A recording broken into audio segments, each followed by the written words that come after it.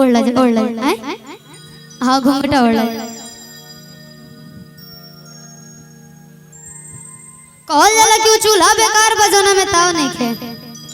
क्यों चूल्हा बेकार बजाना में ताव नहीं खे पड़ोसी बेकार भी है जोना से लगाव नहीं खे ए भैया वो औरत बेकार भी है जोना में छाव नहीं खे और कलाकार बेकार बट जोना में भावे नहीं खे हाँ एक जनी के बियाह भइल बा गवना नहीं के भइल कहतरी है राजा जी बैठ जाए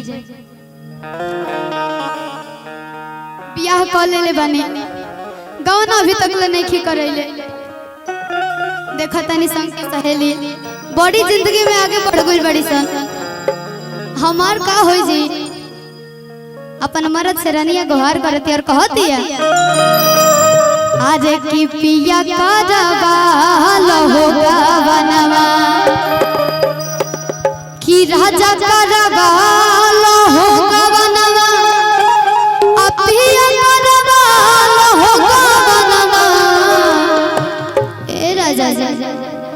कि भावे नाही बाबा के हो भवनवा पिया करवाल होगा बनवा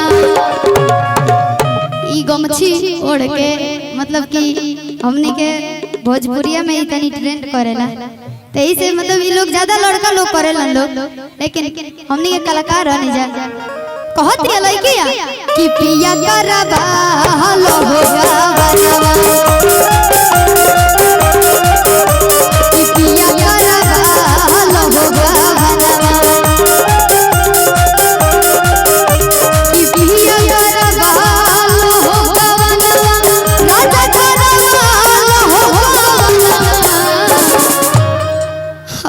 भावे नाही बाबा के हो भवनवा कि पिया करवाल होगा बनवा पिया करवाल होगा बनवा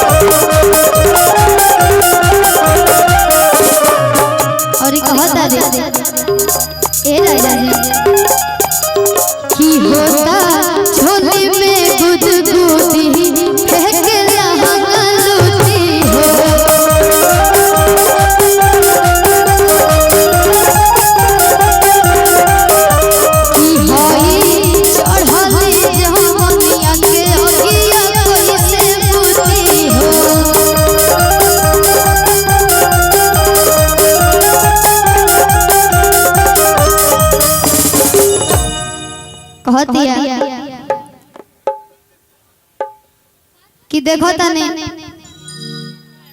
संग के सहेली के हेते हेते खिलौना हो गला ओकनी के बर्थडे पार्टी में हम सोहर गावे जाता नहीं जी लेकिन हमार का होई सब लोग ताना मारता कहतरी कि होता चोले में गुदगुदी फेंकल हना लूटी हो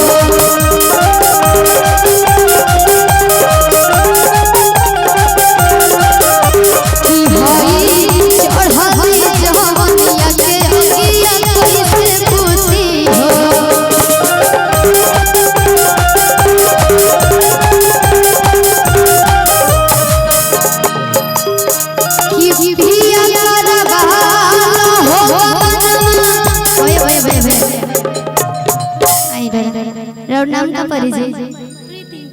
हाँ ऐसे तो हम डरा संगे प्रोग्राम शायद लगा था पहले बने कहतरी आज की पिया करवाल होगा बनवा अरे राजा करवाल होगा बनवा अरे भावे नाही बाबा के हो भवनवा